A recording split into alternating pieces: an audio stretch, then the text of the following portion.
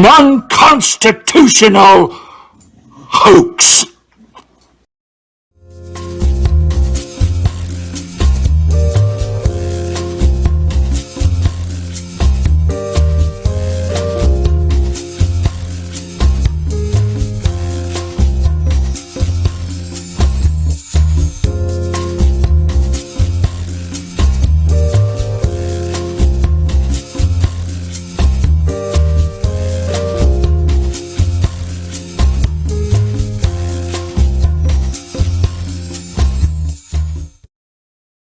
Aloha and welcome to Trust and Verify, the Christmas edition.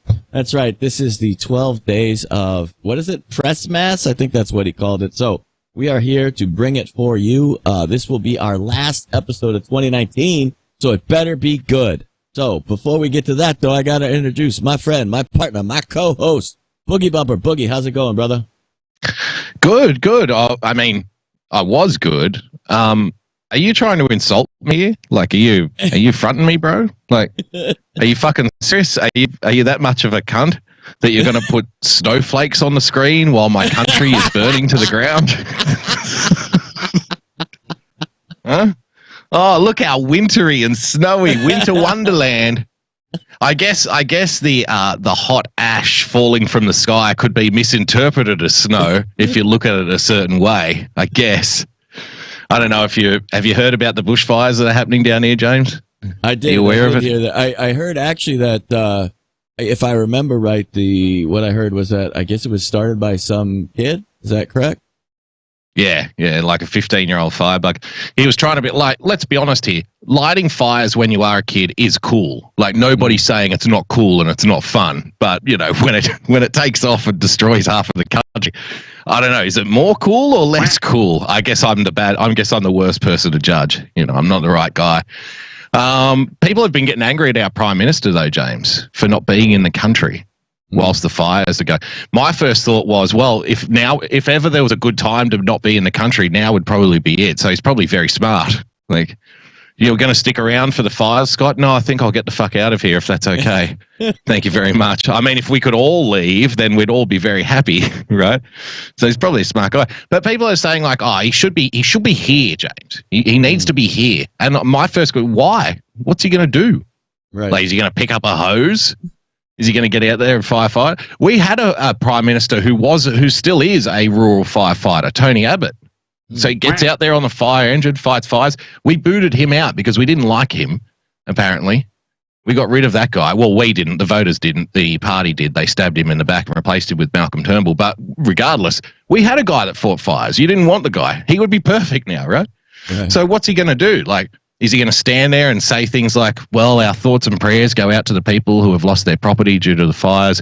Our states, our fire services are working overtime to try and, you know what he's going to say, right? The statements. And you know what the media and the people that hate him would say if he came out and did that? They'd say, oh, he's trying to politicize the fires to make himself look like a good guy. Right. You know? So there's no winning with these people. But thanks for reminding me, anyway, that it is snowing somewhere else on planet Earth. Thanks for the contributions on D-Live, guys. Yeah, it's not snowing here either, but it is raining. Like, Tina and I were trying to go to the beach for the last 3 days. It's just been raining. So we're like, man, we can't even go to the beach. But I get how awful. That's first world problems. I understand. That's first world problems, but you know how it goes. Absolutely. What else is happening? Are you doing anything over Christmas just before we launch into the show proper? No, just working, like me, normal. I will take off Christmas Day, but, that'll be with family. But other than that, it's just work. Same as always. Yep, the work never stops. The fun never stops. Well, I thought I'd do something a little bit different for tonight because it is the last show for 2019. Actually, if I can take you back to the last corresponding episode of last year, James, and I said, my prediction for 2019 was, regardless of which side of the political aisle you're on, the shit is going to hit the fan in 2019. I think I was proven right. I think I nailed it. The shit has absolutely hit the fan in more ways than one. So I thought tonight what we could do is take a wander down memory lane, James, and go through the 12 lies of Pressmass. 12 stories that we think have shaped the narrative and made people even more cynical when it comes to dealing with the corporate media in the United States and around the world, of course. Tonight, I need to give a tip of the hat, though. I will be leaning on Cheryl Atkinson a little bit because she's got to post a blog piece that gets constantly updated with fake news stories. So I have grabbed a few of the stories that we're using tonight from her, CherylAtkinson.com. If you'll remember, she was the woman who was targeted by intelligence officials when she worked at CBS News, James, and then subsequently lost her job, I believe. Is that the one? Yep. I think that's her. Yep. So she knows all about it too. Well, just before we start, though, this is just for the Democrats out there. If you're wondering what this show is all about and what the hell we're talking about, I thought I'd bring Nancy Pelosi on to explain just exactly what we're doing here. She'll clear it up. As we all know, Nancy is a very articulate speaker. Nancy Pelosi, very easy to understand. She puts things concisely, James. That's what I like about her. Yeah. When Nancy Pelosi explains things, it's clear and self-evident what the fuck she's talking about. So, Nancy, if you could take it away, what is Trust and Verify and what are we doing here? I said what I was going to say, Nancy. When we bring the bill, which is, just so you know, there's a bill made in order by the Rules Committee that we can call up at any time in order to send it over to the Senate and to have the provisions in there to pay for, for the impeachment. Yep. And then the next step, whatever you want to call it, the trial. What do you mean? That is where you put the whatever you want to call it. We have moved articles of impeachment, and now we will take the bill and present it to the whatever the hell that place is. I don't know. What do they call it? What do you call it? I don't know. I can't remember. It's not important. Irrelevant side point. Managers. I'm not prepared to put the managers in that bill yet because we don't know the arena that we are in. The arena that we're in, James. How do you not know the arena? I think it's the LA Forum. Isn't it? Is that what it's called? Maybe it's Madison Square Garden, James. Who knows? Maybe they're gonna try to hold it wherever the Super Bowl is this year, so that they can get maybe a discount on the arena. I don't know. Wouldn't that be fantastic? Before they impeach Donald Trump, you march out the players in the Super Bowl and they all kneel for the anthem. Nancy Pelosi kneels in the stand. Wouldn't that be great? Frankly, I don't care what the Republicans say. Frankly, I don't care what the Republicans say. So thank you. Thank you for clearing that up, Nana Nancy. All right, let's kick it off, James. The 12 Lies of Pressmass. On the first day of Pressmass, the media gave to me a Thanksgiving golfing tweet, James. Do you remember this? Yes, let's go back. This was printed in Newsweek on the 28th, not that long ago, just last month. How is Trump spending Thanksgiving? Tweeting, golfing, and more, James. Who knew the more was so much more? This story. Golfing, tweeting, and more. President Donald Trump has been spending his Thanksgiving holidays at his Mar-a-Lago resort in Palm Beach, Florida, which he calls the Winter White House. And this year is no exception. No exception, James. No exception. He is absolutely going to be at Mar-a-Lago. We love the real news here. On Thursday morning, the president sent out a tweet wishing Americans a happy Thanksgiving holiday. The president and the First Lady Melania Trump departed from Washington, D.C. for the holiday weekend at Mar-a-Lago on Tuesday afternoon. Trump held a campaign rally that evening in Sunrise, Florida, which is about 50 miles southwest of his resort, in which he claimed that there are people who want to change the name of Thanksgiving. His claim caused War on Thanksgiving to trend on Twitter. He spent Thanksgiving Eve from mid-morning to mid-afternoon playing golf at his Trump International Golf Club. It was closed to the press according to his public schedule. As with any other day of the year, Trump will probably be tweeting or expressing his opinions in another way. On Thanksgiving Eve, Trump tweeted an image of his head on the body of Rocky Balboa. The fictional boxer portrayed by actor Sylvester Stallone in numerous movies. How soulless are these people? You know, he was a fictional boxer. It was a doctored image, James. Donald Trump is tweeting out deep fakes over here. You can't be trusted. So there you have it. So this was the report. How is Trump spending Thanksgiving, tweeting, golfing, and more? The very next day, the same author of that piece, Jessica Kwong, that's right, Jessica Kwong, she's a blue check mark on Twitter, you can check her out. Trump headed to Afghanistan to surprise US troops on Thanksgiving. I'm deleting this tweet because it was written before knowing about the president's surprise visit to Afghanistan. Yes, that normally happens with surprises, Jessica. Isn't that funny? She did say that Donald Trump, she was sure that Donald Trump was going to be staying at Mar-a-Lago for Thanksgiving, but he ruined that. He made her a liar. She's not a liar. She wasn't making things up. He changed it, James, with a surprise visit to Afghanistan. She said, an honest mistake. It was an honest mistake. The story has already been updated as shown in a screenshot. So to get that original story, I actually had to go back in the Wayback Machine to get that. You can see it at the top of the screen there. I had to get it because when I actually went to the link, look at the new headline here. How did Trump spend Thanksgiving? Tweeting, golfing, and surprising U.S. troops in Afghanistan. There you have it, ladies and gentlemen. When was he golfing? I'm pretty sure he still didn't golf the whole time. I'm pretty sure maybe he was golfing. He was on Kabul. a fucking airplane. Yeah, maybe he was golfing with hand grenades over in fucking Afghanistan. I don't know. Maybe he was on the side of the highway, in Kabul, whacking IEDs with his 3-wheel. Now watch this drive. I know George W. Bush used to play golf when we were fighting the war on terror, but he didn't have his ass here knocking the shit out of sticks of dynamite on the side of the road. No wonder the troops love me, huh? No wonder. High energy president. It says down here at the bottom, this story has been substantially updated and edited at 6:17 p.m. to reflect the president's surprise trip to Afghanistan. Additional reporting by James Crowley. James, you'll be unsurprised to know that the lovely young lady behind that story was subsequently let go from Newsweek, of all places. She was let go from Newsweek. That's talent. Nobody gets fired from Newsweek. Nobody. Nobody.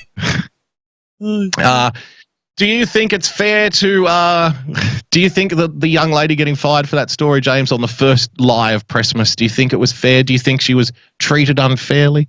Do you think you should be allowed to write obvious falsehoods about trying to smear the president as somebody who's only playing golf and spending his time at Mar-a-Lago? I mean, that surprise visit to Afghanistan caught us all off guard, right? Shouldn't we be sympathetic? I think it's fair that they get to be penalized by their own rules that they've tried to set up. This is why you and I, this is our mantra, PC culture must die. You're watching PC culture play out. If anyone should have been fired in the real world, in like reality land, it should have been the editor. Should have been Trump. It should have been the editor for allowing that shit story to get published in the first place. Look, if things don't happen yet, you can't publish things that you're predicting, you're prognosticating that the president is going to do this. And it's fine if you want to write a story like that, but use the correct language to write the story. That's why the editor should be fired, not the journalist, because the journalist is supposed to write a story and the editor is supposed to go, okay, wait a minute, you're using present tense or past tense language when you should be using future predictive language. So, this is an editor's job. Like, so in my opinion, of course, in reality, the editor should have been fired, but in their world that they created, fuck them all. They get fired over this stupid shit because they created this PC culture. James, the war on the free press continues from James R. Sack them all. Quote, sack them all. Get rid of them all. Fuck them all. There you go. Dictator. James Putin over there in Hawaii, ladies and gentlemen, wishing for the sun to come back. You know that Adam Schiff is going after Mike Pence now. You were aware of that? Yes. Well, this isn't the first time that they've gone after the Pence family. I want to cast your mind back to September of this year, James, and see if you and the audience remember this little happy little number. 3 boys at Christian school where Karen Pence teachers allegedly cut black girls' dreadlocks. Do you remember this? Yes, I do. Okay. Amari Allen, 12, told NBC Washington that she was about to go down a slide during recess at Emmanuel Christian School in Springfield on Monday when one of the boys grabbed her and put his hand over her mouth. Sounds incredibly violent. Sounds awfully violent, James. This is a horrendous story. White supremacists, a lot of them. And of course, it's those awful, bigoted Christians once again, isn't it? It's always the Christians' fault. Especially, that's the reason I brought this up. I mean, we're here at Christmas, right? We've arrived at Christmas, which is, the big event. It's the main game. It's the Super Bowl for the Christians. We can't let them off too easily once we remember all of these horrible, vicious hate crimes that they've perpetrated throughout the year. The second boy grabbed her arms and the third cut off some of her dreadlocks.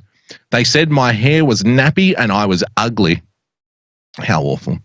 The attack happened Monday, but Amari said she was afraid to tell anyone until Wednesday. Didn't anybody notice that dreadlocks were missing? Interesting. When a family member was doing her hair and noticed the missing locks, there you go. Amari broke down in tears as she recounted the story to the family member. She and her grandmother told the news outlet, James. She said the same three boys have been bullying her since the beginning of the school year. This is the fun part for me. He said school officials had also reached out to police. He later added that all 4 students involved in the incident have stepped away from school during the police investigation, so the kids are getting rightfully kicked out of school, kicked out of their education programs, James, for this horrendous attack, which is obviously true and obviously happened, of course, because they are Christians. And we know we don't have to second guess this kind of reporting when it comes to these kind of vicious hate crimes. Vice President Mike Pence's wife, Karen, worked as an art teacher in Emmanuel for 12 years. What kind of art, James, do you think that is? Violent art? Bigoted Christian art, no doubt? The kind of art that would inspire people to commit acts of terror on their fellow students, I'm sure, right? I mean, Karen Pence is obviously to blame here in some way. And started teaching there again in January. A school spokeswoman confirmed Friday that Pence was still working there part-time. Why didn't they get rid of her then? Why wasn't she sacked on the spot, James? It's her husband and that kind of Christian, bigoted, inward-looking, hate-filled stuff that Mike Pence is famous for that inspires these kinds of acts of terror in children where Karen Pence works as a part-time art teacher, don't you think? Is that a fair thing to say? Yeah. Yeah? You with me? Yeah, I'm with you. People just tuning into this show now are thinking, what the fuck is this? What the hell are these guys talking about? When Pence returned to Emmanuel, it emerged that the school bars employees from engaging in or condoning homosexual or lesbian sexual activity, James, and transgender identity. What kind of a backwards, archaic, dinosaur, bigoted school doesn't let students fist fuck each other in the bathroom, huh? Come on now. It's 2019, guys. I thought we've progressed. I thought we would have progressed by now. Oh my God. At the time, Pence's communications director said, it's absurd that her decision to teach art to children at a Christian school and the school's religious beliefs are under attack. No, I don't think it's absurd at all. I think it's all fine. Fast forward 3 days, James. On the second day of Christmas, the corporate media gave to me a head full of dreadlocks and not a Christian hate crime to be seen.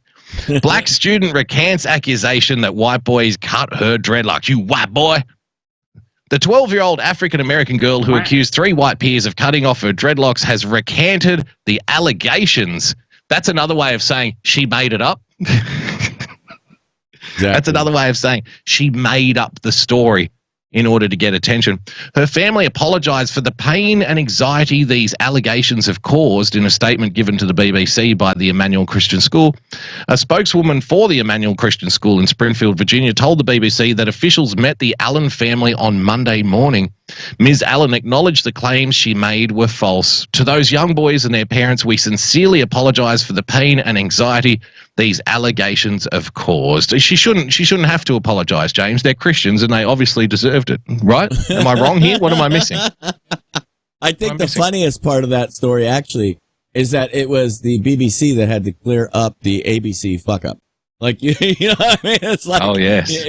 Like this is what, look, everybody knows kids are full of shit, right? Everybody, you guys that have had kids, you all know kids lie through their fucking teeth. Why? Because they don't want to get their ass whooped. Okay? Like, that girl knew, fuck, I cut off my own damn dreadlocks and my mama's going to whoop my ass, so I'm going to blame it on somebody else. But because of the polarized political bullshit society, PC culture that ABC and the others have helped create, suddenly that's front page news.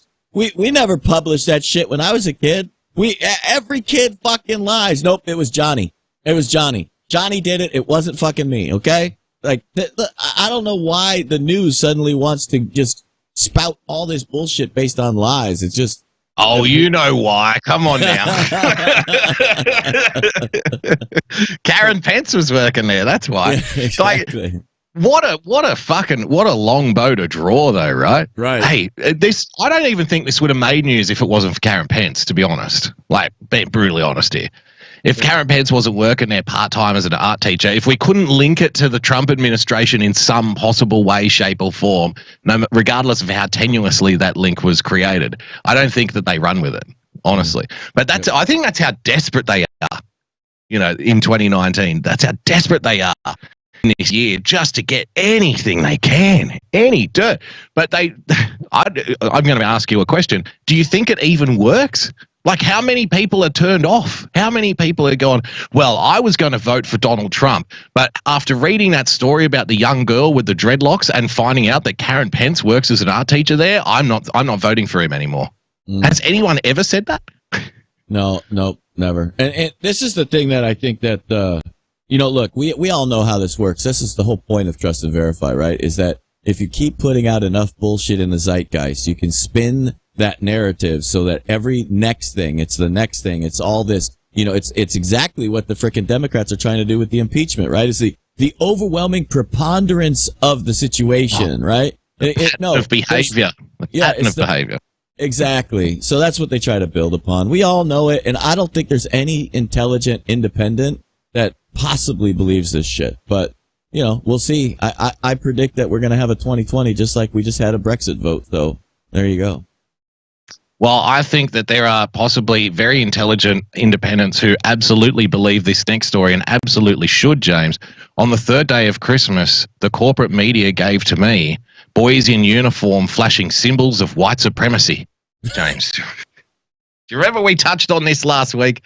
Do you remember some of the comments that we were getting? Let's just roll the clip, shall we?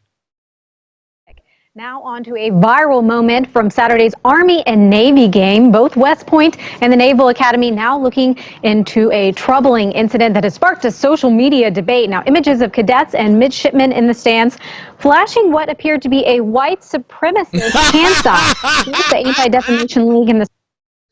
Hey, look at that. What appeared to be what looks like a white supremacist hand sign. And this is the best part about this story for me. I have to repeat it again. The best part of this story is these people are saying it looks like a white supremacist hand sign. It appears to be a white supremacist hand sign, but it only looks like and appears like because some trolls on 4chan made you think that.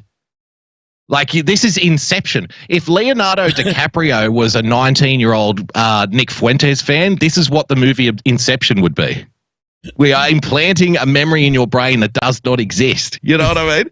Yep. And they're too dumb to realize it. The Southern Poverty Law Center say that... Or in the best case scenario, they realize it, but they just go along with it anyway. They say, well, it never used to be a white supremacist hate sign, but since some kids on 4chan decided to make it a white supremacist hand sign, now white supremacists are using this as their hand sign. It's like, no, don't you get it?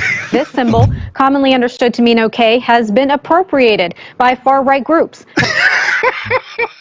It's been appropriated by the far right, James, including the guys and girls at West Point. The far right. Look at these fascists in their uniforms, James.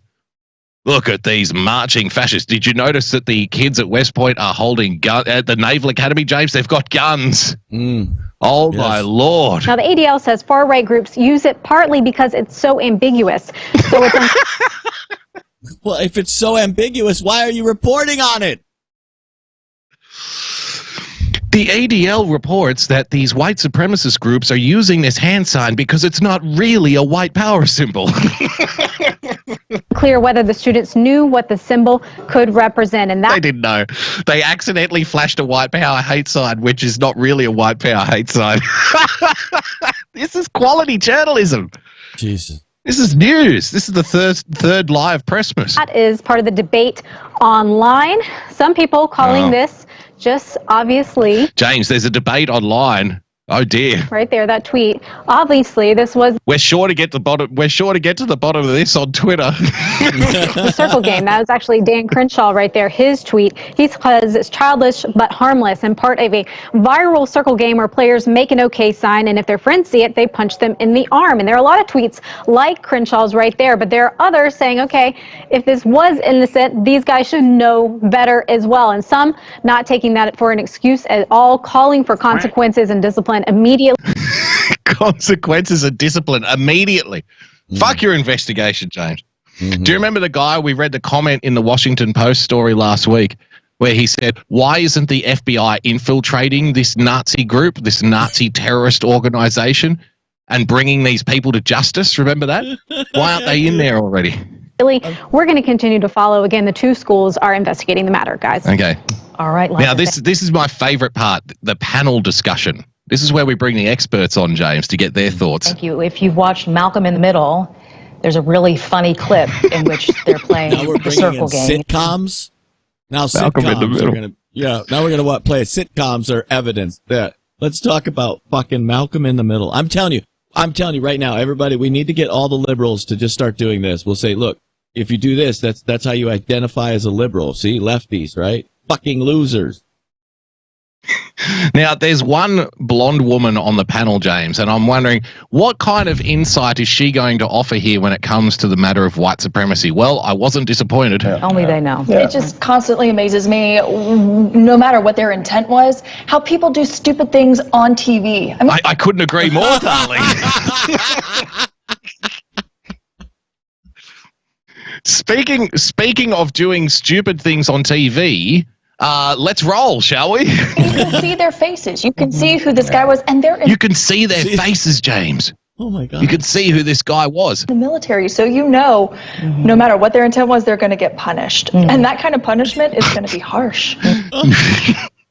No matter what their intent was, they're going to get punished, and that punishment is going to be harsh. Well, fast forward to yesterday, James. CNN. The United States Naval Academy and the United States Military Academy say that the hand gestures made by midshipmen and cadets during a broadcast of the Army-Navy football game this past Saturday were actually part of a game known as the Circle Game.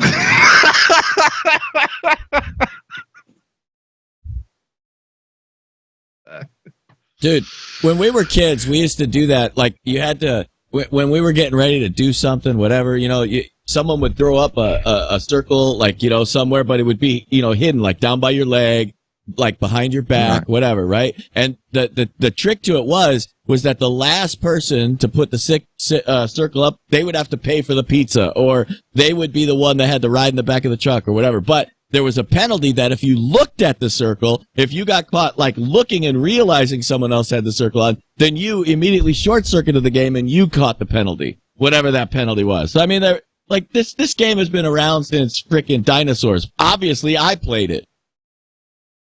Well, I don't know. There might be a little bit of a cultural difference between the United States and Australia because we didn't play the circle game.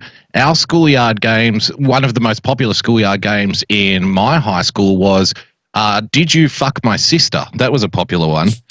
We all used to play that. Shout out to Rob, by the way, if you're listening. Hang on, Rob.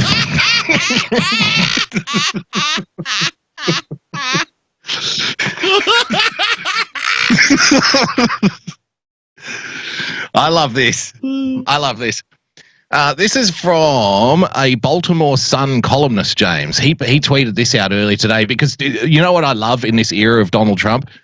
It's not just the fake news. It's not just the obvious manipulation. It's not just the obvious lie. I mean, everybody knew that story was bullshit when it came out, but a lot of people doubled down anyway. And they say, well, like that girl just there, it doesn't matter what their intent was. They're going to be harshly punished. Like, where are you getting this information from? You're just making this up, right? You are just flat out making it up. Remember, she doesn't understand how people can do stupid things on TV, James. It's like a layered stupidity, that one. So this guy who writes for the Baltimore Sun, and he puts in his own bio winner of the Haywood Broun Award. The winner of the Haywood Broun Award. I do have reservations about people who put references to their own accolades of obscure writing awards in their own Twitter bio. You know what I mean? It's like, hey, have you heard of me? I've won this award that nobody cares about. It's like, oh, we better pay attention to this guy. This guy's obviously an authority. So look at this roundabout way that you get out of the double down after it's been proven to be completely false. Our dark suspicions about this were wrong. Okay, good. He admits that he was wrong. Well done. He actually writes good. But ask yourself, why did we think the worst? One of the reasons is still living in the White House. He's blaming Donald Trump for getting the story wrong. Ladies and gentlemen, do not adjust your monitor. This guy is apparently an award-winning columnist. For an award I've never heard of, so that's telling me something. Well, it is an award nonetheless, you know. Like we need to respect our intellectual journalistic betters, James. Hey, I got the President's Award, okay, when I was like 11, so I'm better than he is. Oh, really? Oh, you know what? You know what? Actually, Boogie, you wouldn't know this, so now I have to explain. So back when I was the award for white supremacy, obviously, wasn't it? No, you had these President's Awards for achievements in, the physical acumens, right? So, like, if you could peg up the board to the top better than everybody else, you would get the President's Award. You know, if you could meet all the physical requirements that the president wanted the students to achieve, walk a mile in under, 25 minutes or whatever the hell it was, so like in our country, the President's Award for, physical things and as well as academics, they had presidential awards if you were the best student at fucking history or whatever, so you would get these things here. So that's why I'm making fun of it. I'm saying, hey, I've got a presidential award. He's only got something from Harry Kleinman.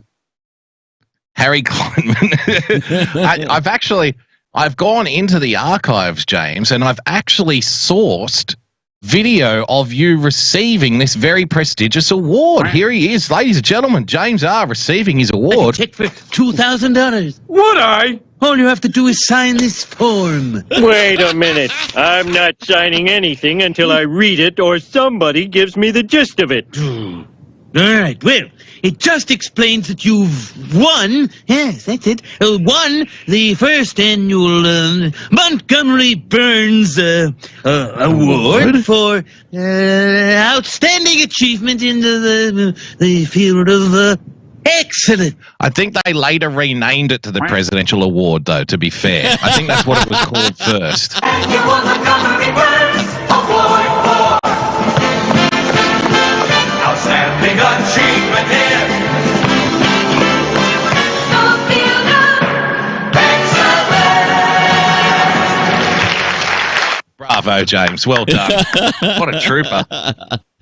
What a trooper he is. Sorry for that little sideways.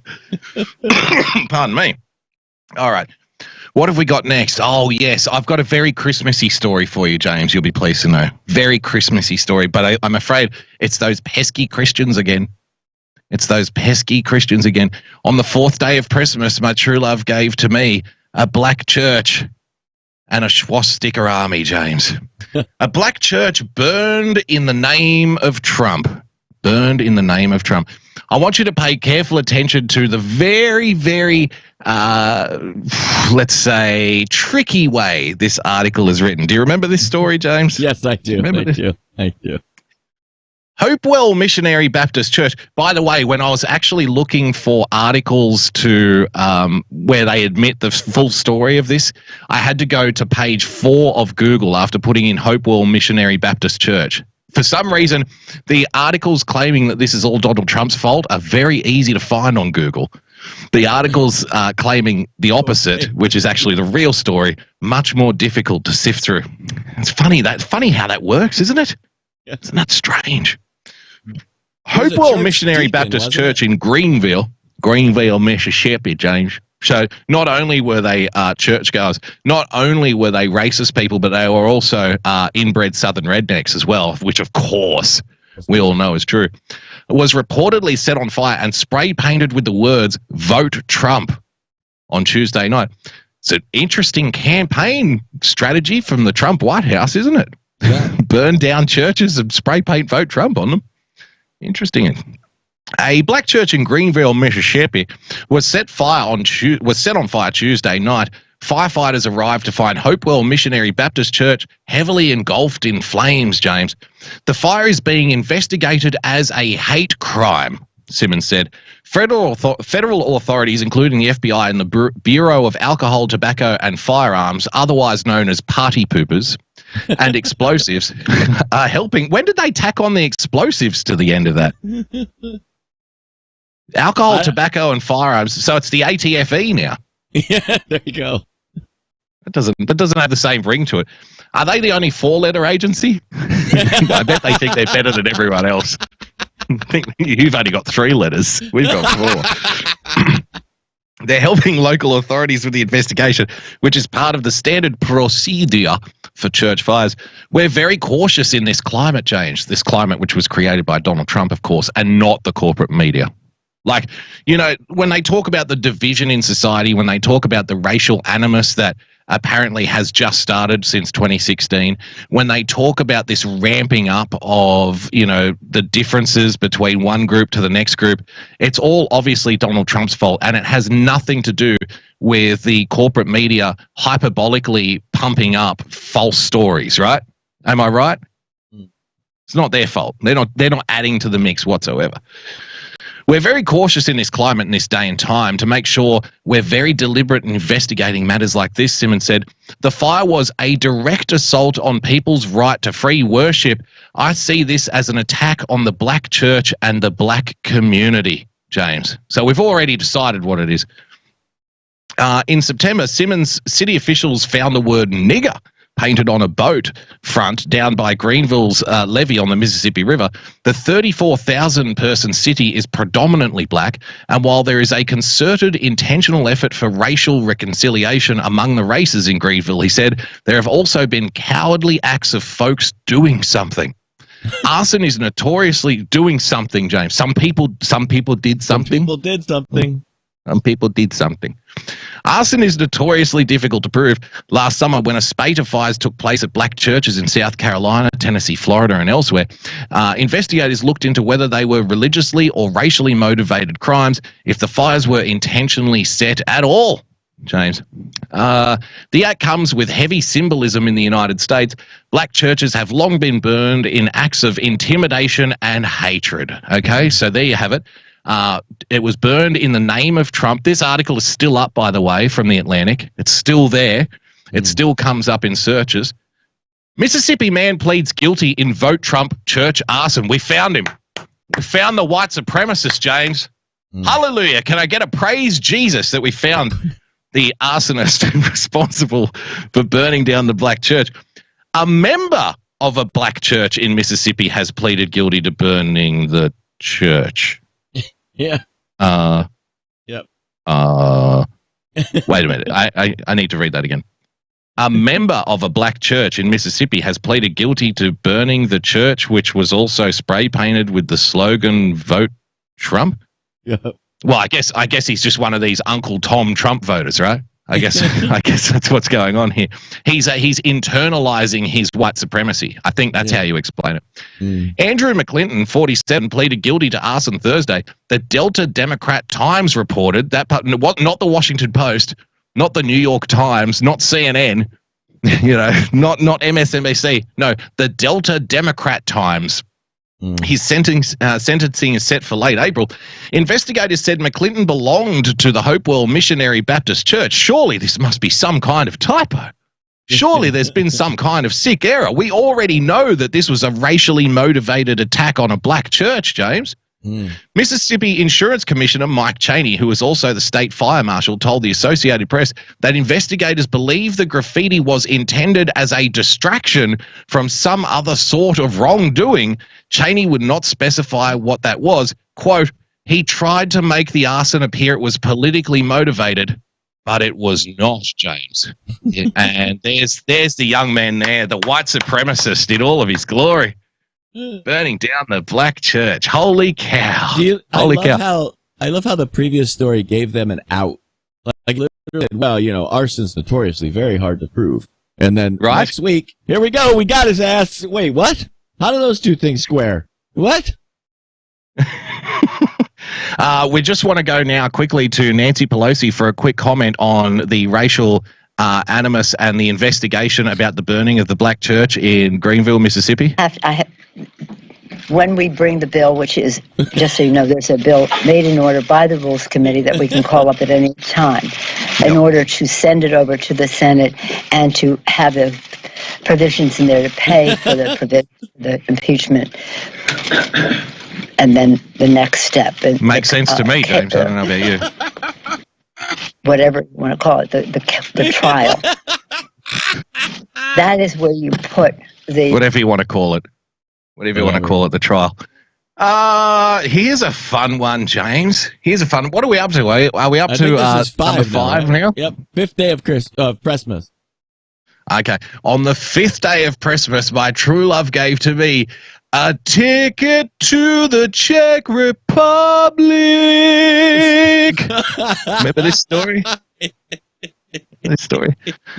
Let's go now to the monotone Lawrence, not Lawrence O'Donnell. What's this guy's name again? Chris Matthews. The thrill up his leg. Chris Matthews, of course. Yep. He took a tickle down his leg. The monotone Chris Matthews, who only ever talks like this and never deviates from it one way or another, even if he's really happy or even if he's really sad. I reckon this guy, like after sex, could turn to his wife or significant other or whoever he's having sex with at the time and say, you know what, that was one hell of a doggy style that you pulled there. That was fantastic. I think I could do that all night long. You wouldn't get this guy to do your eulogy, would you? And now Chris Matthews would like to say a few words about James R. Well, James spent a lot of his time on Periscope. He was loved by a lot of people, but I don't know if that makes any difference in the grand scheme of things. He was a big Donald Trump supporter. Everybody's going to be really upset that he's gone. Oh, it's touching. Breathtaking there from Chris Matthews. All right, let's see what he was talking about back in the day. Breaking news just in. It just keeps coming in. McClatchy's reporting right now that Special Counsel Robert Mueller has evidence that Trump's personal lawyer and fixer, Michael Cohen, secretly made a late summer trip to Prague during the 2016 presidential campaign. We're all going on a summer holiday. I mean, it's out there, James. It's fact. The fact the guy went to Prague, right? According to two sources familiar with the matter, confirmation of the trip would affirm part of the Steele dossier that Cohen strategized in Prague with a powerful Kremlin figure about Russian meddling in the U.S. election. Not only did he go to Prague, James, he also strategized with prominent Kremlin figures, James. I mean, he wasn't just in Prague enjoying the sights and the sounds, drinking cocktails and having lunch. This guy was over there rigging elections, obviously. I mean, everybody can see it. Everybody knows it, right? It's being reported, James. Breaking news. The news he said himself, the news just keeps piling up. Well, 2 days later, I think it was, on the 5th day of Pressmass, Michael Cohen's own attorney, ladies and gentlemen, had this interview with the sleepy-eyed son of a bitch, Chuck Todd, and said this. When we get to it. Can you say definitively whether you know if Michael Cohen ever was in Prague in 2016? Never in Prague. Did I make that? Never in Prague. Ever. And the reason... Never, ever. Not just 2016, never in his life. Never, ever been. Never been in Prague, James. Breaking news just in. It just keeps coming in. McClatchy's reporting right now that Special Counsel Robert Mueller has evidence. Keeps coming in. That Trump's personal lawyer and fixer, Michael Cohen, secretly made a late summer trip to Prague during the... Why would Robert Mueller be reporting that? Why was that in the Mueller report? Yeah. If it was obviously false. Remember, we have to believe everything in the Mueller report, right? Everything was true about the Mueller report, James. James, can I ask you a question without notice and just give you a chance to speak, because you do own half of this show and I'm just fucking running over the floor here, taking it to the hole. James is getting dunked on. His whole elbow's out. No blood, no foul, baby. What happened? Can I ask you, what happened to the Mueller report? Why is he impeached for Russia? What am I missing here? Why is there not a single allegation that the Democrats have made since Donald Trump took office? Why is not a single allegation of any of them? Pick your poison. Why are none of them in the impeachment articles? Because they're all bullshit, and the 12 days of Trump mess or press mass is proving that right now, live on the Taft Show. Not only is the Mueller report not cited, not only is Russian interference not cited, not only is Ukrainian interference not cited, not only is bribery not cited, nothing is cited except for some bullshit obstruction of Congress, which is this just obsequious mess of anything. Like, it's not even a crime. This is the funniest thing about this, is that there is absolutely not a single criminal statute even alleged. And all of the previous people that have ever been impeached, they all violated a criminal statute, and most of them found guilty first in a court of law. Like, this is just, what? What was it? Andrew Johnson was guilty of literally violating a law that he vetoed. Then Congress overrode his veto, and he still did it anyways. With knowledge of forethought, he broke that law. Bill Clinton found guilty in a D.C. Circuit Court of perjury, lying to a grand jury. He is a certified felon before he went before the impeachment. But in Trump's case, they haven't even alleged a single criminal statute. Not one. People keep saying he doesn't have to commit a crime to get impeached. Yes, it's true. But don't you think it's also significant that it's the first time in history that someone is being impeached without committing a crime? And it's also doesn't mean it doesn't mean, but they want to uphold standards, right? They want to uphold, you don't have to commit a crime to be impeached. I'm upholding a standard. And it's like, no, but you're shitting on the standard because everybody else who was impeached committed a crime. This is also the first time in history that there is bipartisan support against impeachment. Right. That's never happened before. That's right. And to be clear even further, the Constitution does set forth a criminal threshold. It actually does outline specifically in the language of the Constitution, in order to achieve impeachment, they have to follow. You can't follow half of the Constitution. Okay? You can't cite one paragraph of the Constitution without citing another paragraph of the Constitution. It's clear that the constitutional threshold is bribery, treason, high crimes, misdemeanors. Period. They have failed to meet the constitutional threshold. So everybody on the left that says, the Supreme Court can't do anything. Bullshit. Marbury versus Madison set forth the precedent that the only arbiter of the Constitution is the Supreme Court. Therefore, if they fail to meet the constitutional threshold for impeachment, the SCOTUS can absolutely vacate the articles of impeachment. That's how it works, people. I don't know what to tell you. It's pretty fucking simple if you understand English. I'm kind of a sick individual, James. I'm kind of a sadist. I'm kind of one of those individuals. I almost want Donald Trump to lose so the Democrat can get in, but the Republicans win back the House, hold the Senate, a Democrat gets in, and then start impeachment proceedings. You know what I mean? Next day. I don't want to play that game. I want the Republicans to come out right now and tell everybody that we're already authoring the articles of impeachment for whoever the next Democrat president is. That's what I want them to do. We've got a dossier on everybody, ladies and gentlemen. Every single candidate has a dossier. It's waiting on my desk, all signed off by Christopher Steele. Great guy, tremendous guy. Nope. Spartacus was getting pissed on by Greek hookers. We know that. All right. I think the next Pressmass, James, this story actually has a couple of Pressmass days in it. This is a multi-layered Pressmass edition here. Let's kick it off with one of my favorites, SE Cup. Do you remember this? The shocking video, James? The shocking video. Yes. I think we're focusing on the Christians, rightfully so, because it is Christmas, otherwise known as a time of holy war and pillaging and rape and murder. in the Christian community. I think that's what they get up to. So let's cast our mind back to this little gem. You've probably seen it by now, the viral video sweeping the internet of a mob of MAGA hat. Mob. It was a mob, James. A mob of fucking teenagers. A mob of MAGA. Now, SE Cup. I don't know how old is SE Cup, do you think? Maybe mid-30s, roughly around there? Something really like that. I really couldn't venture a guess, to be honest with you. I just think she's hideous. I don't want to offend her. No, fuck that. See, how about this? I generally judge pretty good about women. I could tell you a story, but I don't want to screw up the show. But she's just one of those school marmish type chicks, right? That she puts on 4 inches of pancake makeup. So she's probably 46 trying to act 26. Right. Well, let me put it another way. She's definitely not 80, right? Yeah. But don't you think when she says stuff like this, she sounds 80? Have a listen very carefully. You've probably seen it by now, the viral video sweeping the internet of a mob of MAGA hat-wearing high school students. There's a mob of high school students out there. A mob of MAGA hat-wearing high school. These hooligans, James.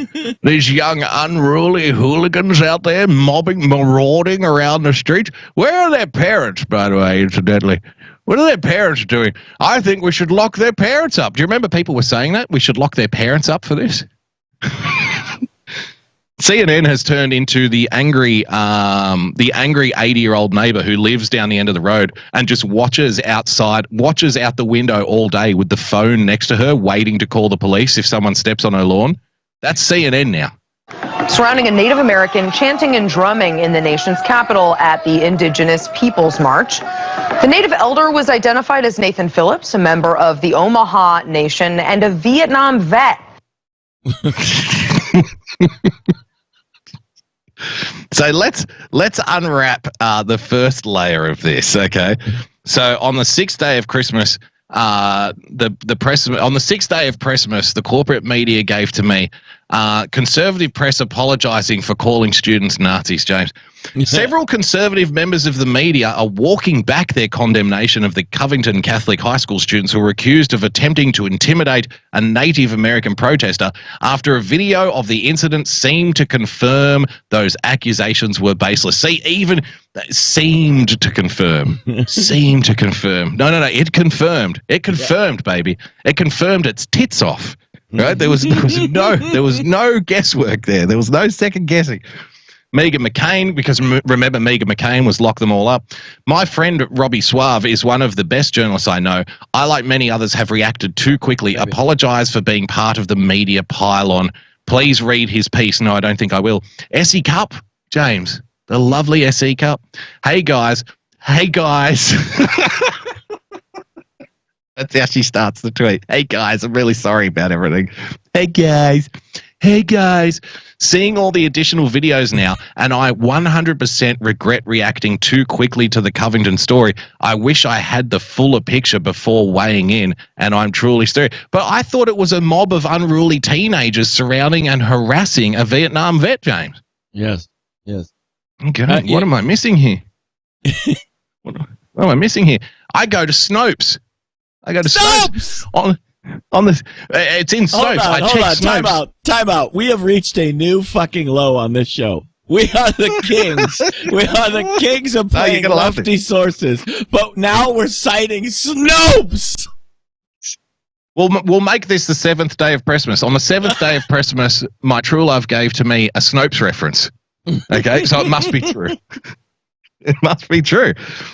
Did Nathan Phillips falsely claim he was a Vietnam veteran? James, I checked Snopes. My research is done. That's all I need to do. They say this. Nuances frequently get lost amidst social media uproar and hastily filed news reports. Just one of those things. Just one of those things that happens, James. Look at this.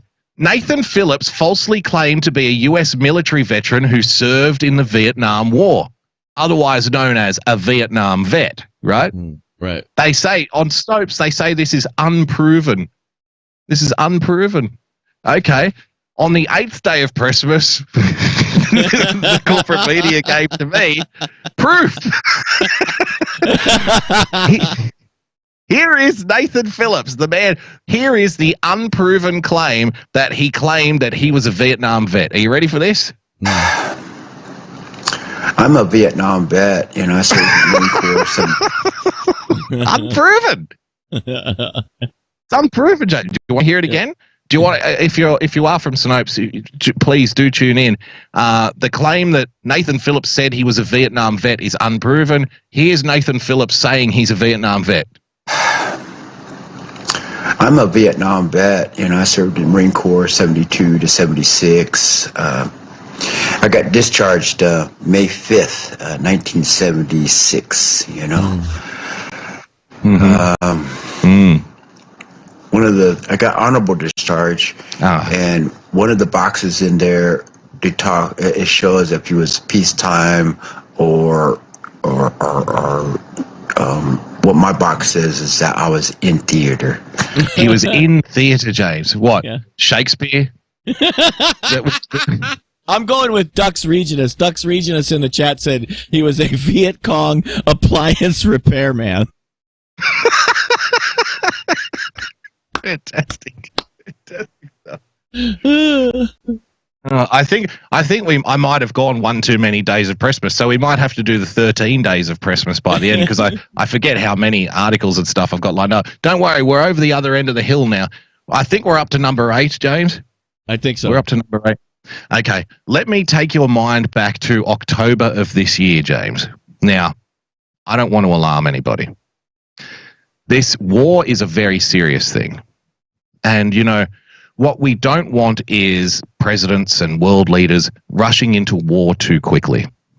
And in these times, we rely on the corporate media to make sure that they give us a full account of what's happening in other parts of the world. So we, as an informed public, can then make our leaders aware of what we think is the right thing to do. And hopefully our leaders will listen to what we have to say, right? You know, if we want to go to war, if we don't want to go to war, we depend on the media to provide a full and accurate picture of the kind of calamity and death and destruction that's taking place overseas. James, I give you the crisis in Syria.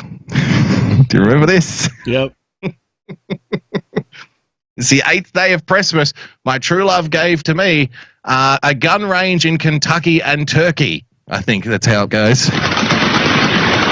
This video, obtained by ABC News, appears to show the fury of the Turkish attack on the border town of Tel Aviv. The thing I love most about this is they weren't even close. No. Like, if they had have got the town wrong in Kentucky, fair enough. Like, we thought it was in Jonestown, but it ended up being in Johnstown. You know, that's a typo thing. That's a simple mistake. We thought it was in Turkey. We thought it was the Turkish military attacking the Kurds. Turns out it was just a gun range in Kentucky. You see, it's so easy to get these things messed up. A border town bombarded by Turkey's military. This video right here appearing to show Turkey's military bombing Kurd civilians in a Syrian border town. Bombing Kurd civilians, James. Where are the civilians? Yeah. I don't see any civilians there, do you? No. I don't even see any town. Alongside the U.S. Where's the town? Yeah. Like, where's the buildings? I don't even see a town. It's been blown up, you idiot. I got you. Can't you see it's on fire? Don't you have any empathy? Against ISIS. Now, horrific reports of atrocities committed by Turkish-backed fighters on those very allies. And here is the gun range in Kentucky. Wow, look at who knew that Kentucky was home to all of these Kurdish people. Hold on. Are those all people in the front with like cell phones? Like filming it? Look at this. How the fuck did they make the mistake of thinking that the clip they had to cut out 100 fucking people with cell phones? Oh my god, dude. Breaking news, the Turkish military have replaced the traditional bayonet with an iPhone X. They've got that sticking on the end of their rifle. In other breaking news, we have 1,000 video downloads of the attack on the Kurdish village. They were all uploaded to YouTube 2 years ago, back in 2017, James.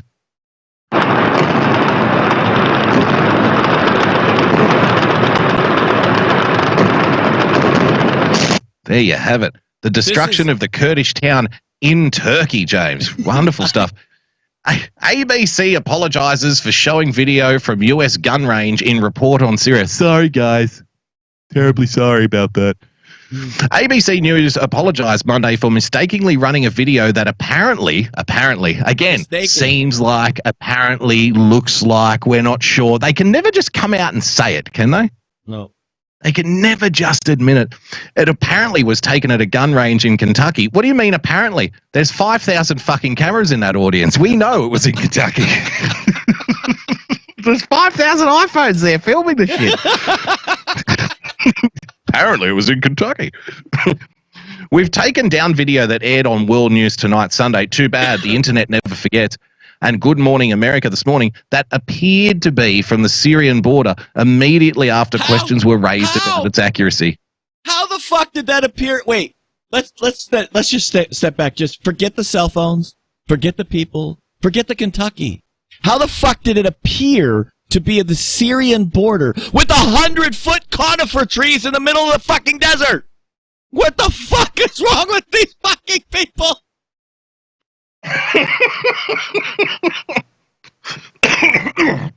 Well, I don't know if you're aware of this or not, James, but apparently, breaking news, President Tayyip Erdogan is a keen amateur horticulturalist.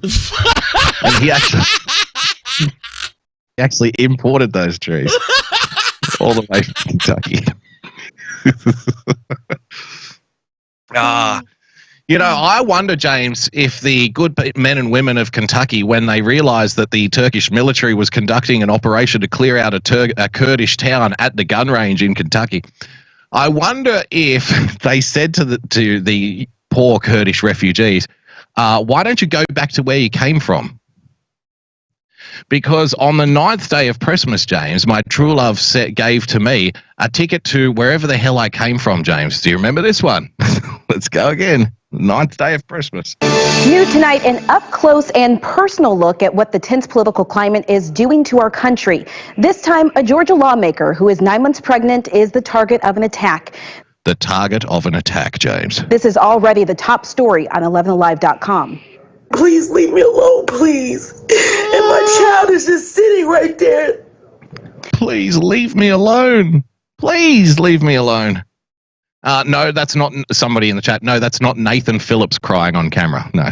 Representative Erica Thomas, who represents Austell, posted this emotional... This is an elected official. ...video on Facebook tonight. Hope Ford is here with all the details. Hope? Yeah, her emotional video was 12 minutes long, Tom. It reminds me of another Simpsons reference. That's okay. Your tears say more than real evidence ever could. Thomas claims a man walked up to her in a grocery store today and told her to go back where she came from. Okay. Let's see the heartfelt, emotional Facebook video, James. This white man comes up to me. White man. And says, "You lazy son of a..." Well, she is a politician. Right, so that's accurate. Yeah, that's accurate. That's fair. That's fair. I would say the same fucking thing. You're a lazy son of a bitch. What the fuck have you been doing all year? What have you been doing all year but some fake impeachment hoax bullshit? You're a lazy son of a bitch. He said, "You lazy son of a..." You need to go back where you came from. Okay. You need to go back where you came from. 3 days later, James, man accused of telling Georgia lawmaker to go back to where she came from denies comment. You paraded me, and everybody needs to see you know your it's face on camera, right? Yes, I know it's on camera. And everybody needs to know that too. what you did to me, and what you did to me as a woman that is 9 months pregnant, and you think you're going to get away with this? No, you're not. You are going to jail. You are going to jail, she says. You're going to jail for this hate crime, James, this racially motivated attack. Christian Jennings, here's some of my interview with Rep Thomas, more on 11 at WSB TV. This was another couple of days later. Remember, he's going to jail apparently for saying, go back to where you came from. He said, go back, you know, the best part about this. I don't want to say, he said, go back to your country or go back to where you came from. What? If you're having trouble making it out, she said, I don't want to say that he said go back to where you came from. But you just said on the Facebook video, that he said go back to where you came from. And then when you spoke to the guy face to face, you said you're going to jail. So you were pretty confident before this interview. He said, go back, those types of words. I don't want to say, he said, go back to your country. In other words, get the fuck out of my face. Making those types of references as well. He was making those types of references, James. Seemed like, appears to be, perhaps, might have said something, maybe. I don't know. I'm not sure. And it turns out the guy was actually Cuban. So he was like, I look white, but I'm Cuban and a Democrat. That's a Democrat. That's right. Yep. Yep. He fucking toasted her ass. James, I know you've told these kinds of stories before, but look, I don't think anybody likes to be, attacked for something like that. And, you can understand when people get upset about that kind of thing. But do you think the hyper sensationalization is leading to people making just false claims because it gives them some kind of notoriety on TV? I know when you were growing up in the bad old days, otherwise known as the 1920s, was it? I think. yeah, 1923. The 1970s, and the 80s. You probably copped a bit of that treatment yourself, right? How did you handle it? Well, what, you want me to go back to Chicago? The fuck you talking about? Chicago, baby. Go back to Chicago. It's just like, who gives a fuck?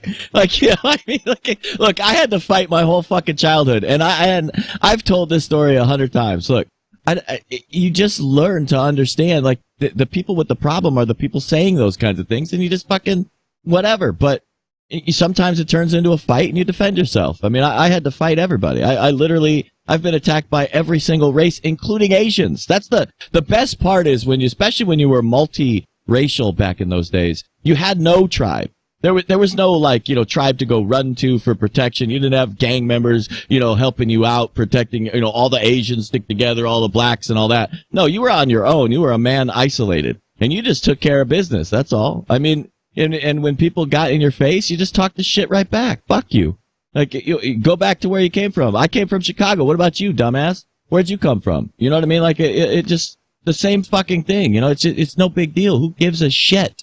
You know what I mean? And I'm talking I'm not talking just school age kids. I mean, my brother has been assaulted by adults. I have been assaulted by adults in those time frames. Okay, so and you just stand the fuck up. That's all.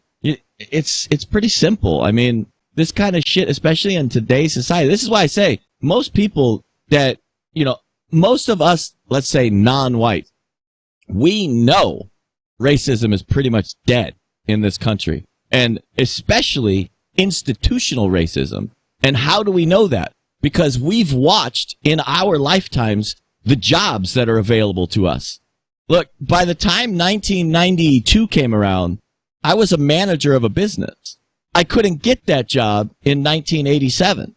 I mean, it's pretty fucking simple. Like, you can watch these changes happen over our lifetime, where the job we couldn't have 5 years ago, now we can have. The job we couldn't qualify for 10 years ago, now we're running the whole fucking company.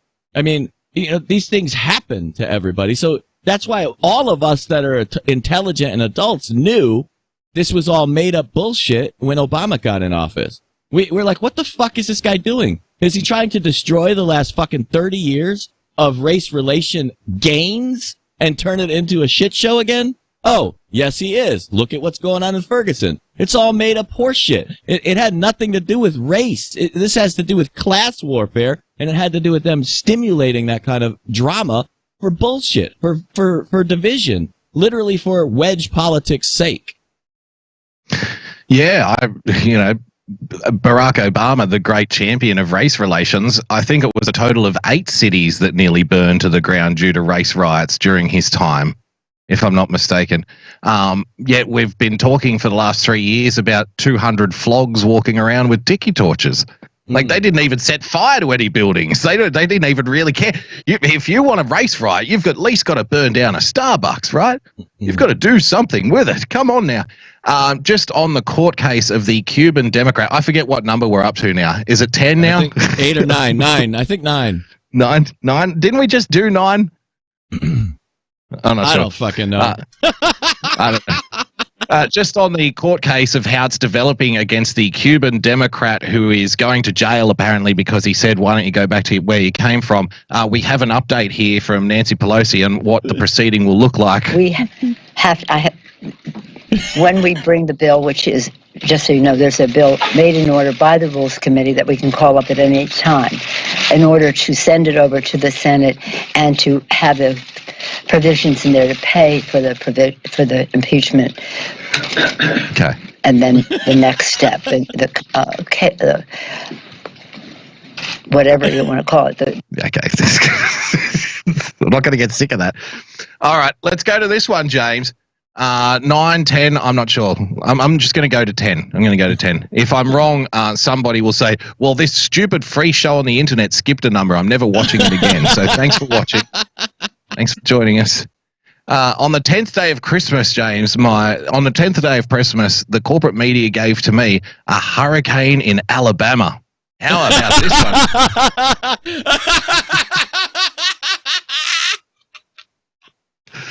Yes.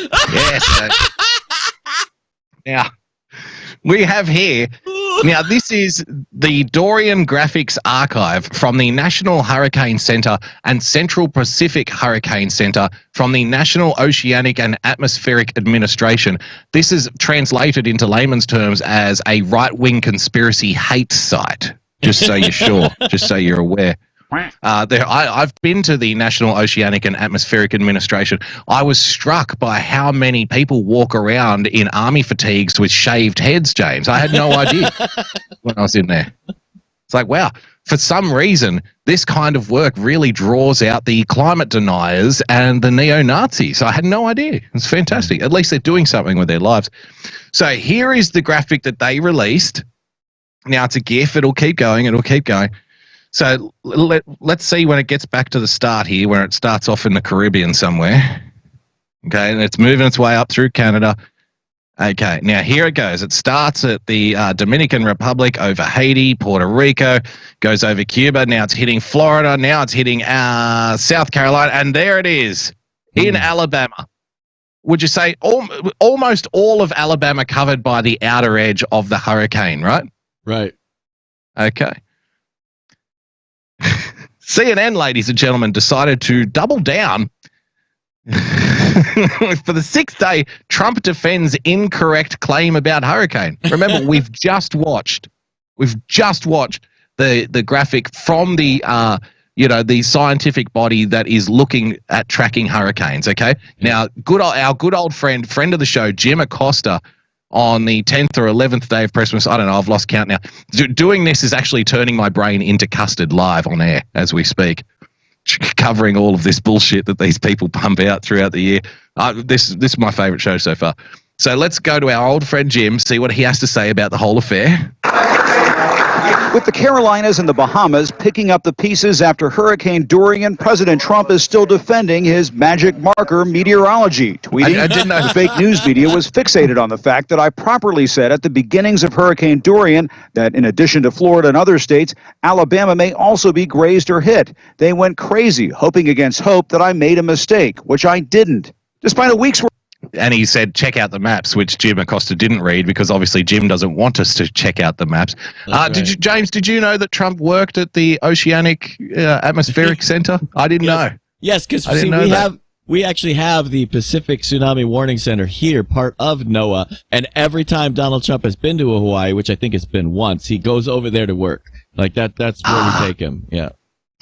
Just clocks in like at 9 o'clock in the morning with his pastrami sandwich and a thermos full of coffee, James. With a fact check showing that's not true, the Trump campaign is cashing in, selling these Trump campaign markers for $15, a big markup from what they cost in stores.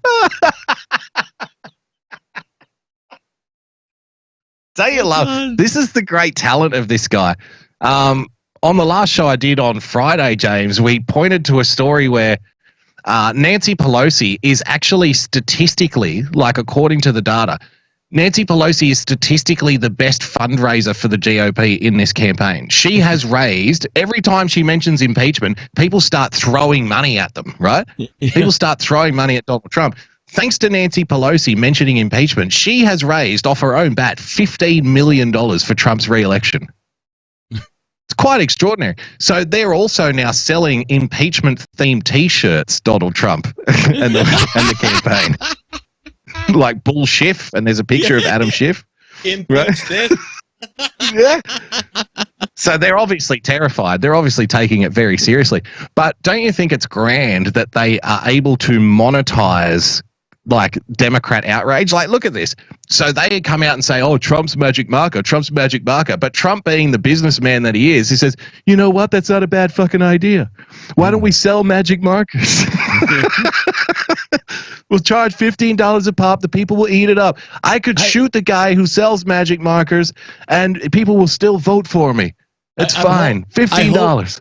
I hope in this piece he also highlights the fact that Donald Trump is overcharging for plastic straws. I hope that he gets that, because thanks to California, we're selling $15 straws. So just, I mean, come on. This is fundraising. But you don't really think that the brownie troop down at the local food mart is selling brownies for $20 for fucking 3 stale ass crusty old brownies because that's what their value is, do you? $15 magic marker from Donald Trump. Hopefully it comes with a steak, a bottle of wine, and a private jet. That's what I'd like to see for that kind of price. On the 11th day of Christmas, James, the corporate media gave to me a gang rape charge and a retraction and a pin tweet. 2020 Dems assail Kavanaugh despite New York Times story correction, James.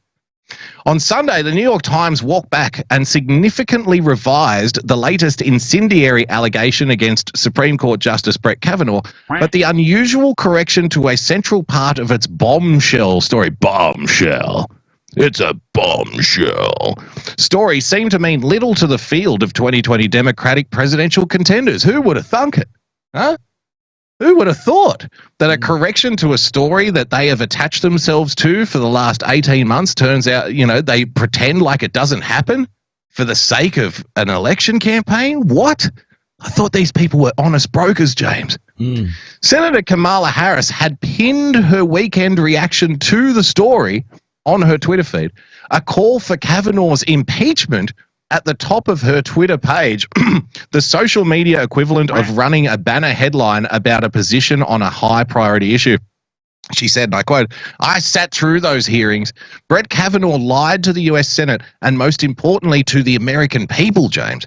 He was put on the court through a sham process, and his place on the court is an insult to the pursuit of truth and justice. He must be impeached." It's impeach everybody. Impeach everybody for the holidays, ladies and gentlemen. Isn't that wonderful? Impeach Brett Kavanaugh. That brings us to the 12th day, and I have to take a little bit of liberty with the 12th day, James, because we do have to refer to some things that happened in 2018 in order for the 12th day of Pressmass to make sense. But the 12th day of Pressmass is also the hammering, and it's dedicated to everybody's favorite lawyer, James. So can you tee that up for me?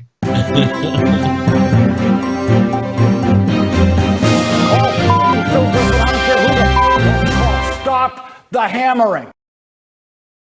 On the 12th day of Pressmass, James, my true love the corporate media gave to me. I keep saying true love. It's just drilled into my brain to say the original words.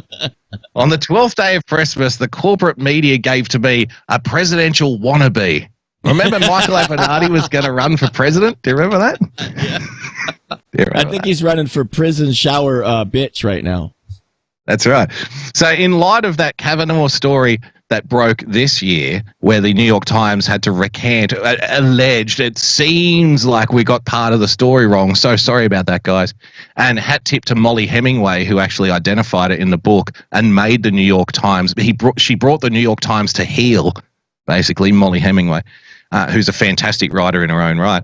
So this was Brett Kavanaugh. This was Michael Avenatti during the time of Brett Kavanaugh. And I just want to take a little side note here, James. You know how people always talk about Donald Trump is ruining the institutions? You know that line that they like to spew? I just wonder, what effect on the institutions do you think it has to accuse a sitting judge who would be on the Supreme Court of gang rape. What kind of harm do you think that might be doing to the institutions? Without evidence, mind you. So here's a little press conference from the always honest, the always truthful Michael Avenatti back in the day. I'm going to make a brief statement. And here is what. This is back when he could get 15 people to show up to a press conference, mind you. Those were the days, huh? That's when he was flying. That's when he was on top of his game. I'm willing to say within the next 48 hours, we will release additional details relating to the allegations relating to Brett Kavanaugh. We will also disclose her name publicly. Oh, come on now. And she may sit for a televised interview at that time. We have not made a final decision as to where she's going to sit for an interview. We know where she's going to sit for an interview. They needed to figure out what arena they're going to be in, James. Let's go to Nancy Pelosi to clear this up for us. We bring the bill, which is, just so you know, there's a bill made in order by the Rules Committee that we can call up at any time in order to send it over to the Senate and to have the provisions in there to pay for the impeachment. And then the next step, the all seems pretty straightforward, if you ask me. Call it the trial. Makes sense to me, yeah. Whatever you call it. That is where you put the managers. The managers, I'm not prepared to put the managers and that bill yet because we don't know the arena we are in. Yeah. Frankly, I don't care what the Republicans say. Good for you. You go, Nancy. She's on top of her game. Let's get back to everybody's America's favorite lawyer, James. Michael Avenatti. Or if she's going to sit, or on what network she's going to sit. Look, all I can tell you is in the next 48 hours, we're going to come out with some bombshell claims, okay? Now, I can't tell you where we're going to make these claims. I don't know who's going to report these claims. I don't know who we're going to be making the statements to. But basically, I'm going to walk out of a big fancy building like the one behind me here, and you're all going to run and stick a camera in my face and a microphone in my face because you're just so desperate for any kind of negative news in any way that impacts the White House that you are like hungry dogs when someone waves a bone in front of them. You are my slaves. You will do as you are instructed because you are partisan hacks who don't know any better. That's basically that's the rundown really of what he's trying to get at here. For an interview, but here is what I will say. She is 100% credible. 100% credible. We need to hear that again. I need to cement this in, James. I mean, if a lawyer tells you that a witness is 100% credible, you have to believe them, right? Lawyers never lie. Remember, this guy could be president one day. President Avenatti. It's got a ring to it, doesn't it? President Avenatti. Going to sit, or on what network she's going to sit for an interview. But here is what I will say. She is 100% credible. Good. 100% credible. I'm glad we got that sorted out, James. Committee on the Judiciary. Svetnik Avenatti referred for criminal investigation. This was a month later. This was a month later after he said 100% credible, James. 100% credible. Washington. Senate Judiciary Committee Chairman Chuck Grassley today referred Julie Svetnik and her attorney Michael Avenatti to the Justice Department for criminal investigation relating to a potential conspiracy to provide materially false statements to Congress and obstruct a congressional committee investigation. Let's hear Michael one more time. And when the or on what network she's going to sit for an interview. But here is what I will say. She is 100% credible. 100% credible, James. The best part about all this for me is let's bring 2019 to a close. Let's bring the hammering to a close with sleepy-eyed son of a bitch Chuck Todd on the day that it was announced, okay, that Michael Avenatti and his 100% credible witness were being referred to for criminal investigation for making up false accusations about Brett Kavanaugh, right? The very same day, Chuck Todd put this on Twitter. He quoted NBC Investigations, who said, from Kate Snow and Anna Schechter, as Chuck Grassley accuses Julie Svetnik of misleading Congress, new questions are being raised about Michael Avenatti's claims regarding Brett Kavanaugh. He quoted that, and he wrote, Chuck Todd, who was like a hurt lover at this point, Because you remember, Michael Avenatti had been on MSNBC and CNN so often, I suspected that he had an office there. He was sleeping there. I think he was sleeping under the desk at Chuck Todd's office. Yeah. He was sleeping in the now vacated office left by Matt Lauer, I think, which just had a bunch of GIMP masks and chains on the walls. Felt right at home. He fit right in. So Chuck Todd said this on Twitter. Was this an intentional attempt to mislead our reporters? Evidence points that way. Oh, the poor reporters were being misled, James. The poor reporters. See, this is double layered as well, right?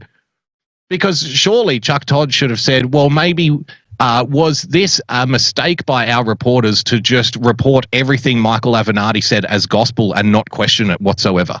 Right? Surely that's the line that you say. So they're both, in my opinion, they're both assholes here, right? Both Chuck Todd and Michael Avenatti. They both got it wrong. But the beautiful part, on the day that Michael Avenatti is referred to, Jays, to end it for the very last hammering of 2019, Michael Avenatti doubles down. He doubles down. Listen to this. Listen to this. This tweet is still up. Chuck, why do you continue to attack accusers? You would think that after what just happened to your colleague, he's talking about Matt Lauer, you would stop protecting abusers. You are an example of why women don't come forward. It's Chuck Todd's fault now. Because men like you attack and shame them. Please learn about sexual abuse. From Michael Avenatti, ladies and gentlemen.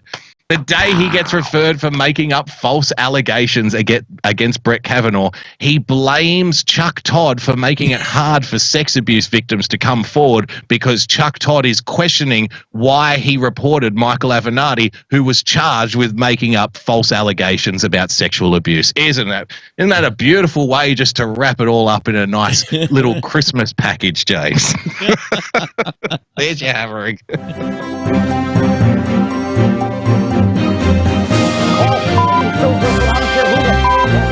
Stop the hammering. Folks, that is all the time we've got for you on this end of 2019, 12 days of, 13 days of Pressmass, whatever the hell number 11, it was. Whatever it was. Yeah, whatever it was. Thanks for being here. Thanks for having fun with us. If you're over on D Live, Boogie Bumper's going to open the chest. He's probably going to add a few coins here in a second. Hopefully he'll get that done for you before we get out of here. What else? No Trust and Verify next week, but we will be back after the new year in January. So I will be back tomorrow. Claim your rewards now on D Live. There you go. Claim your rewards now. I will be back tomorrow for sure. I think, Boogie, are you going to be back tomorrow? Yeah, I'll be back tomorrow, and then because Tuesday here is Christmas Day. Wednesday here is Christmas Day, which is the Tuesday show for me.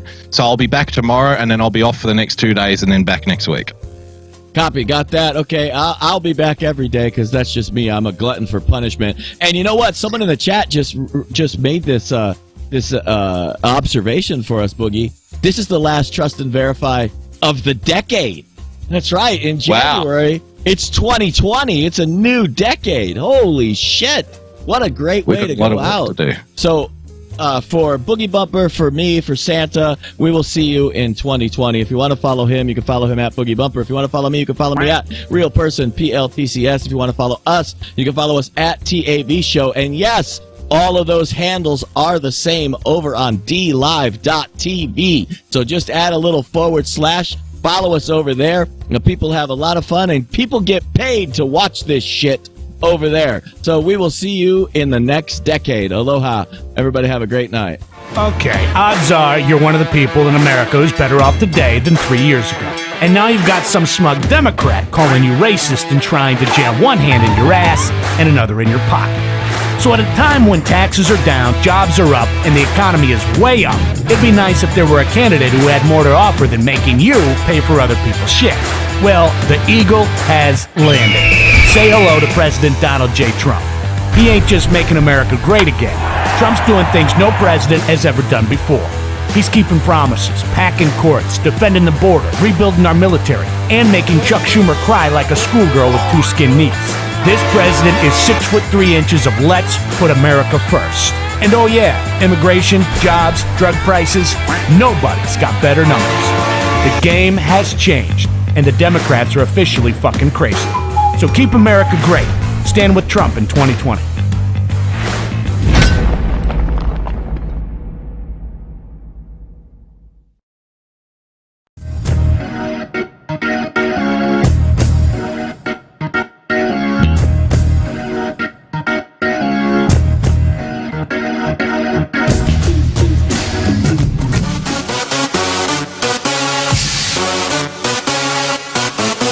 got it from my daddy. Daddy.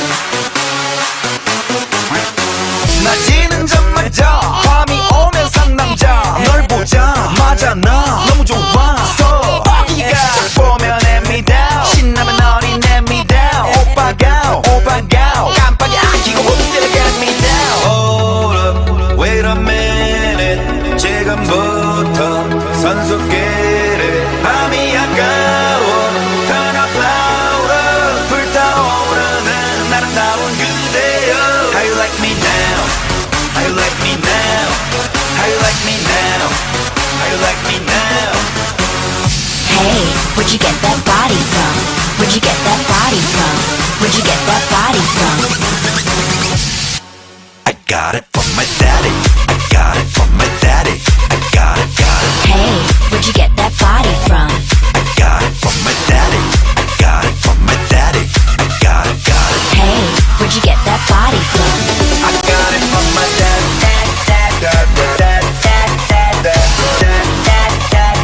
Daddy. I got it from my dad.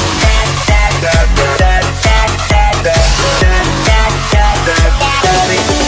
Listen, my papa was a Superman. Hey, 그대로 받아왔어, come on man. Hey, 신사 이길 거부하는 신사. 이 구역에 미친놈은 바로 나. Hey, I got it from my dad.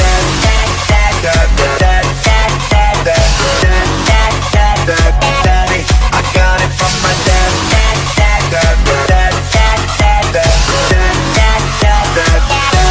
I got it from my dad. Look, it's hard being a Democrat. You gotta make tough decisions like, do I vote for a socialist who'll destroy the economy, or do I vote for a socialist who's totally insane and who'll destroy the economy? Well, for the rest of us, here's an easy one. Donald Trump. It's a fact. In Trump's America, more people are getting a paycheck than ever before. 6 million new jobs in 3 years. That's one new job every 12 seconds, 250 an hour, and $3 billion in value every day. No wonder the guy's filling stadiums. Trump ain't raising the bar, he is the bar. It's payday. Keep America great. Stand with Trump in 2020.